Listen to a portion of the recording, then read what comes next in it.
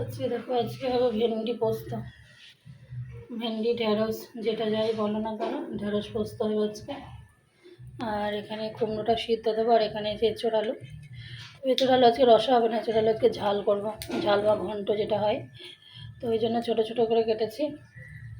আর এখন এই যে ফোড়ন দিয়েছি, ঢেঁড়সটাকে দেবো।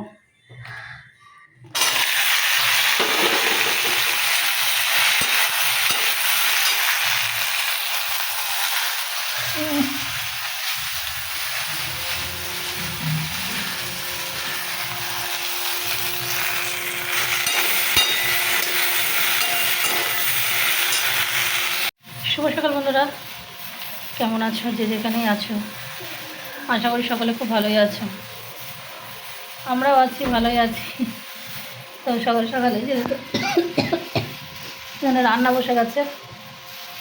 আর অদ্রিজ আজকে স্কুলে যায়নি, কারণ কি ওর রুটিন দিয়ে দিয়েছে। এপ্রিলের 1 এপ্রিল থেকে ওর পরীক্ষা।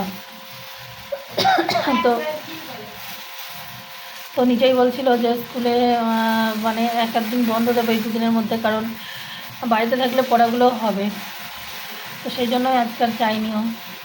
আর আমি যে কথা বলছি সেইটুকু এনার্জি নেই, কেন জানি না, মানে শরীরে একটু স্ট্রেংথ নেই, মানে বসে দাঁড়িয়ে রান্না করতে পারছি না। কথা বলছি, কথার মধ্যে মানে সেই জোরটা নেই যে একটা না কথা বলবো। কীরকম মানে সকাল থেকে লাগছে, শরীর খুব দুর্বল লাগছে, প্রচুর ঘুম লাগছে, মনে হচ্ছে যেন আমি সারাক্ষণ ঘুমাই, এরকম পরিস্থিতি।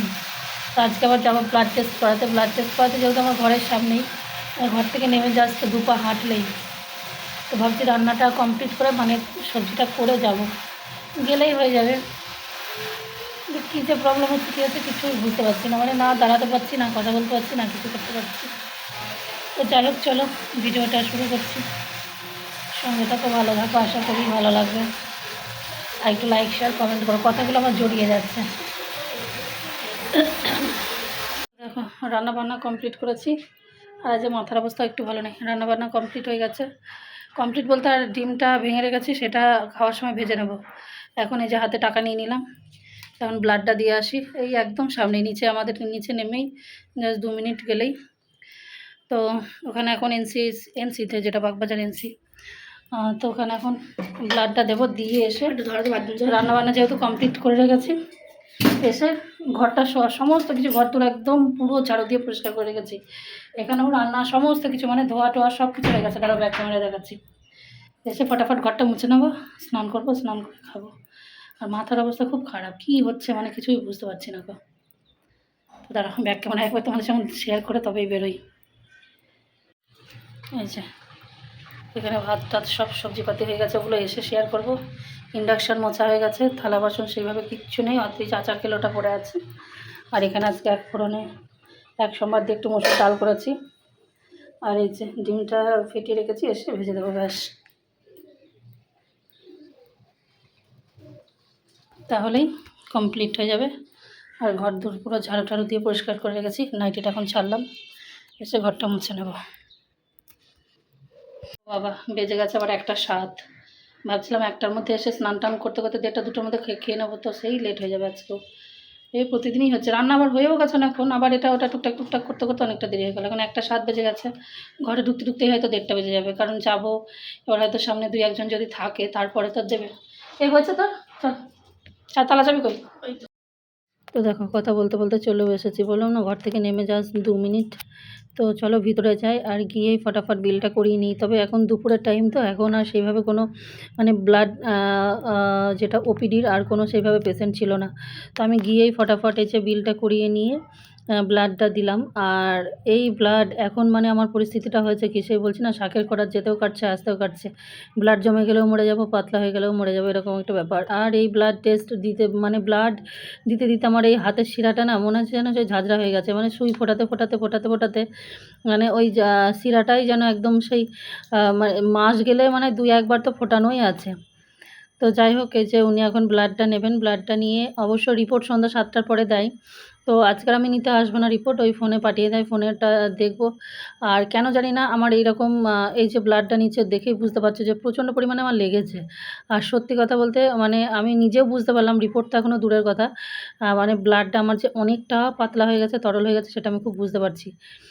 তো যাই হোক, এখন ব্লাডটা দিই, ব্লাডটা দিয়ে ঘরে ফিরবো। আর এখন রিপোর্টের অপেক্ষা, দেখা যাক কী হয়।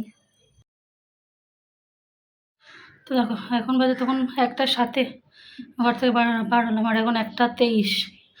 এর মধ্যে তার মানে 10ই যদি ধরি, 10 20 23, 15 মিনিট মতো, 15 মিনিটের মধ্যে গেলাম। আর এখন কেউ ছিল না, মানে ব্লাডের ইয়েতে কেউ ছিল না, গিয়ে বিলটা করিয়ে ব্লাডটা দিয়ে চলে আসলাম।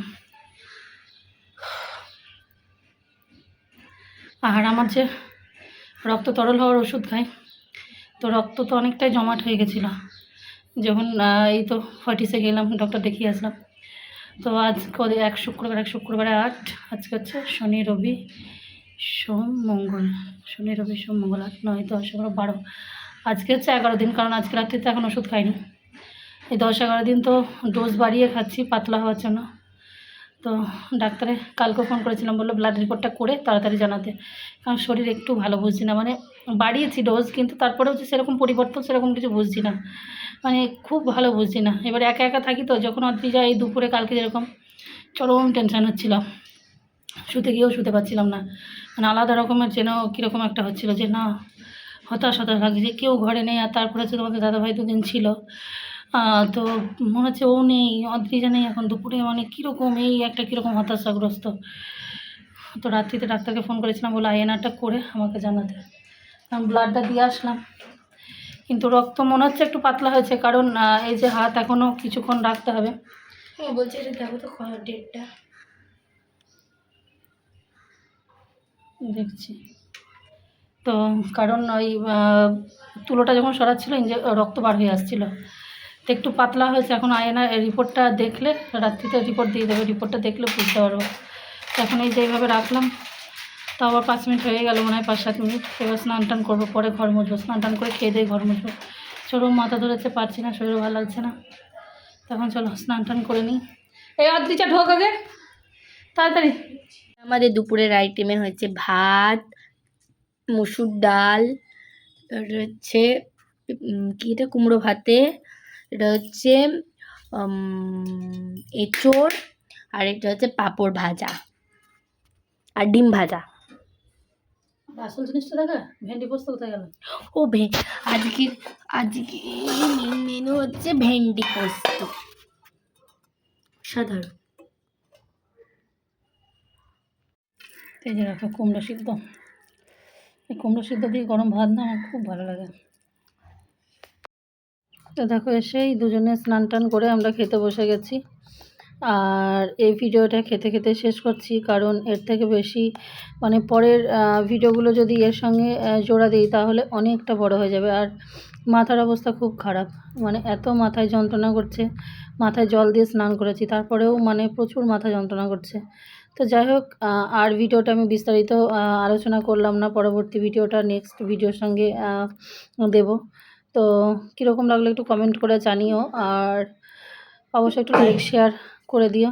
তো চলো এখন আমরা দুপুরে মা মেয়ে খেতে বসে গেছি, খাওয়া দাওয়াটা সারি, খাওয়া দাওয়া সেরে একটু রেস্ট করব, কারণ মাথা তো বুঝতেই পারছো যে খুবই খারাপ। আর সন্ধ্যাবেলা এখন দেখি রিপোর্ট কী আসে, রিপোর্টটা মানে ফোনে দেখব, তারপরে ডক্টরকে জানানো হবে যে কী পরিস্থিতি। আবার এখন পরিস্থিতি মানে কি, আমার খুবই জটিল পরিস্থিতি এখন, মানে এই সপ্তাহে ব্লাড টেস্ট করা, আর এই ওষুধের ডোজ মানে একটা রেগুলার একটা ডোজে দাঁড়িয়ে গেলে সেটা চলতে কোনো অসুবিধা হয় না, কিন্তু 2 দিন পর ডোজ পাল্টানো আর ব্লাড টেস্ট করা, ডোজ পাল্টানো আর ব্লাড টেস্ট করা, মানে খুব ঝুঁকিবহুল একটা জীবন। তো কিছু করার নেই, ভগবান আমাকে এইভাবেই একটু যত্ন নিয়ে তৈরি করেছে, ওই জন্যই এত খুঁটিনাটি উনি একদম মানে সেই খুব ভালোবেসেই আমাকে বানিয়েছে।